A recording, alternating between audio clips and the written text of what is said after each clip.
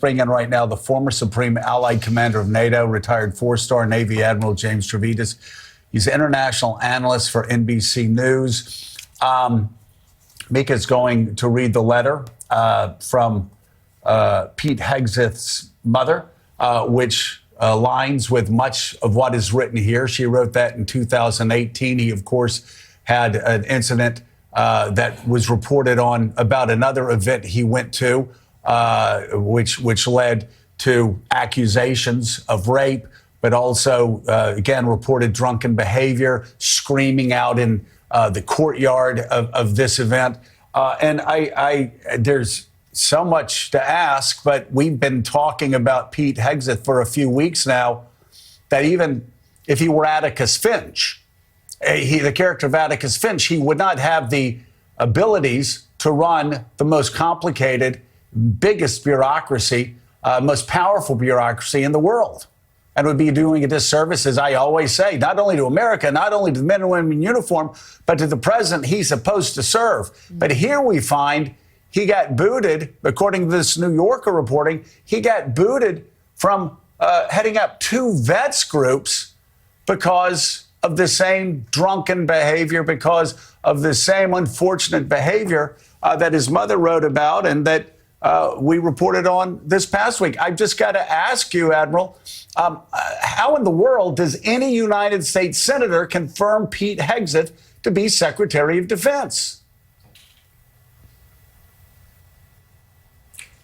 Okay, we don't have audio. Hold on one sec. There we go. Let's try that again, and I'll. Yeah, my fault. My bad. The question is, again, given everything, how does any United States senator, Republican or Democrat or independent, vote for Pete Hegseth to run the Department of Defense? I don't see it. Let's break it down into three items.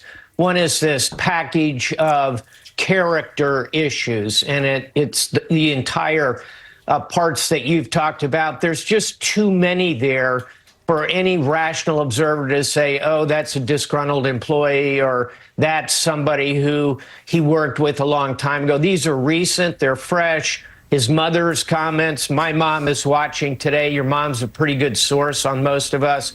I think all of that is almost in and of itself a character issue that's significant. Secondly, you haven't mentioned it, but his comments about women being unqualified to serve in combat.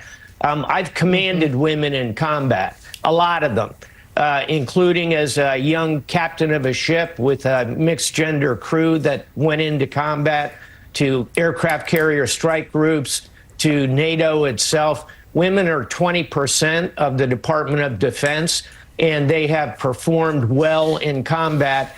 Those comments alone, I think, would be pretty close to disqualifying. That's kind of a policy piece. And then third and finally, you mentioned it, Joe and Mika, it's the management responsibilities. I spent 2.5 years as Secretary of Defense Don Rumsfeld's senior military assistant as a 3-star admiral. I've seen that job up close and personal.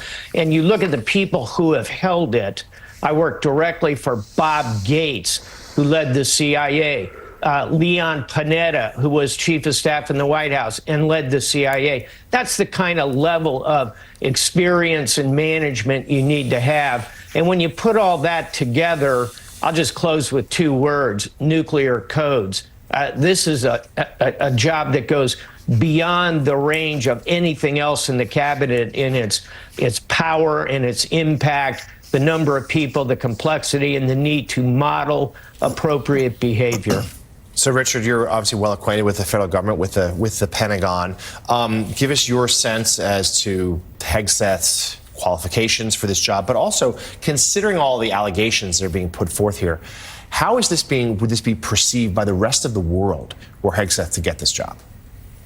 Well, look, he's manifestly unqualified for this. The one thing in his favor is he served in the military, and that's significant. But everything else is, from the character issues to the lack of management issues, experience, and so forth, is essentially disqualifying. This is not a close call. The rest of the world, particularly our allies who depend on us, they see this. This is the sort of thing that's unnerving. Look, Donald Trump has 340 million Americans to choose from. We've already been through Kash Patel and Pete Hegseth. We haven't even gotten to Tulsi Gabbard or RFK Jr. This is the well of possibility. People who are ideologically attuned to him, yet also qualified. There's an enormous number of people. Why this? Why this sort of stuff? Is it to simply satisfy his most extreme elements? These are people who simply, they probably couldn't get security clearances in some cases, Jonathan. The idea that they would then have this enormous responsibility. And the other part, by the way, the other thing a Secretary of Defense does besides manage, he's also the president's advisor. So this is often the last person in the Oval Office with the president talking about things when we're about to commit American troops to combat. And again, the question you'd have to ask here, you have to ask about Kash Patel, who would be in these meetings if he were confirmed, Tulsi Gabbard. Are these the sort of people you want at the end of the day giving advice to the president? Do you trust their judgment? I think the answer is pretty obvious. All right, so here now is the text of the email that Pete Hegseth's mother sent to him, and this is in 2018. It's rough. Son, I've tried to keep quiet about your character and behavior, but after listening to the way you made Samantha feel today, I cannot stay silent. And as a woman and your mother, I feel I must speak out. You are an abuser of women. That's the ugly truth, and I have no respect for any man that belittles, lies, cheats, sleeps around, and uses women for his own power and ego. You are that man and have been for years. And as your mother, it pains me and embarrasses me to say that, but it is the sad, sad truth. I'm not a saint, far from it. So don't throw that in my face. But your abuse over the years to women, dishonesty, sleeping around, betrayal, debasing, belittling, needs to be called out. Sam is a good mother and a good person under the circumstances that you created, and I know deep down that you know that. For you to try and label her as unstable for your own advantage is despicable and abusive. Is there any sense of decency left in you? She did not ask for or deserve any of what has come to her by your hand. Neither did Meredith. I know you think this is one big competition and that we have taken her side. Bunk. We're on the side of good, and that is not you. Go ahead and call me self-righteous. I don't care. Don't you dare run to her and cry foul that we shared with us. That's what babies do, and it's time for someone, I wish it was a strong man, to stand up to your abusive behavior and call it out, especially against women. We still love you, but we are broken by your behavior and lack of character. I don't want to write emails like this and never thought I would. If it damages our relationship further, then so be it. But at least I have said my piece. And yes, we are praying for you. And you don't deserve to know how we are praying, so skip the snarky reply. I don't want an answer to this. I don't want to debate with you. You twist and abuse everything I say anyway. But on behalf of all the women, and I know it's many, you have abused in some way, I say get some help and take an honest look at yourself. Mom. Admiral, I'll have you respond. Repeatedly, the mother talk, his mother, it is an extraordinarily painful letter. The mother repeatedly talks about him being an abuser of women, which lines up with the whistleblower report that came out last night, which lines up with the charges that I believe came out about this same time. Of course, the mother, as we said at the top, later recanted. But as lawyers would say, the fact patterns line up from the actions that the New Yorker reports this morning that the whistleblowers of these two vet organizations talked about before, and then the letter, and then, of course, the allegations of rape and drunken behavior after that.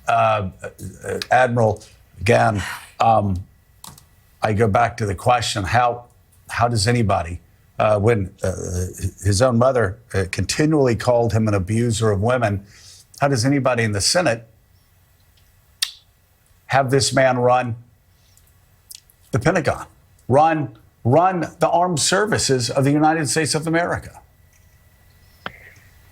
First, that is a heartbreaking letter. And Yeah. I think we ought to just take a beat here and think of Penelope, the mother, and what she must be feeling as she writes a letter like that and then has to try and recant it, etc. My heart goes out to that family. So let's just park that. Now let's go back to the national security of the United States of America. That's an important thing. It's a vital thing. And Richard just outlined how this kind of selection hurts us with our allies. Think about how this is being received in Moscow, in Beijing, in Tehran, in Havana, in Damascus, in Caracas. This is not who we want to entrust our national security to. Again, character we've unpackaged, I think, pretty thoroughly at this point. The inability to model the behavior to lead at least 20% of the force, the women. And number three, I just keep coming back to it, the management of the size and scale, 3 million people, $800 billion budget. These are enormous burdens we place on people like Robert Gates, Leon Panetta. I don't see how someone like Pete Hegseth is ready for those kind of burdens on any of these accounts. So, Michael, we had already heard last week before the Thanksgiving holiday that Hegseth's nomination was in trouble. Now that Gates had bowed out, he was the one that Republican senators were really starting to feel leery about. In the wake of these new allegations, this new reporting, where do things stand now? Do you see at least 4 Republican senators who would say no? I suspect that this letter and the new reporting from the New Yorker will make that possibility much more greater, right? As you mentioned before, this wasn't looking too great for Pete Hegseth before the Thanksgiving break. Senators were giving him the benefit of the doubt, saying that we'll allow him to come sit for his hearing, we'll have those conversations. But there was a lot of the skepticism, right? He was receiving a lot of that scrutiny. We were hearing from senators that they wanted to see more information. I suspect that this is going to put that into overdrive. Senators obviously don't have to comment on something if it drops over the weekend, if they don't want to, but they're coming back to the Capitol today. They're going to be in the building this afternoon, and I know for sure they're going to be peppered with questions about this. And we've already heard from some members, for example, Joni Ernst, Republican from Iowa, somebody who has been a very strong proponent against sexual assault in the military. She's already asked for more information on the 2017 allegations against Pete Hegseth. I suspect we'll hear that from more people on a more vocal level. And also, let's look ahead a little bit. If this nomination does make its way to a potential confirmation hearing, you know, it's an if right now. We saw Matt Gaetz withdraw before we got to that point. If Pete Hegseth gets there, we're going to be hearing about these allegations in very stark detail. Mika just read that letter from Pete Hegseth's mother. I suspect we'll be hearing it be read from senators during that hearing over and over again. It's not the narrative that the Trump transition team wants in these waning days of the Biden administration as they prepare to head into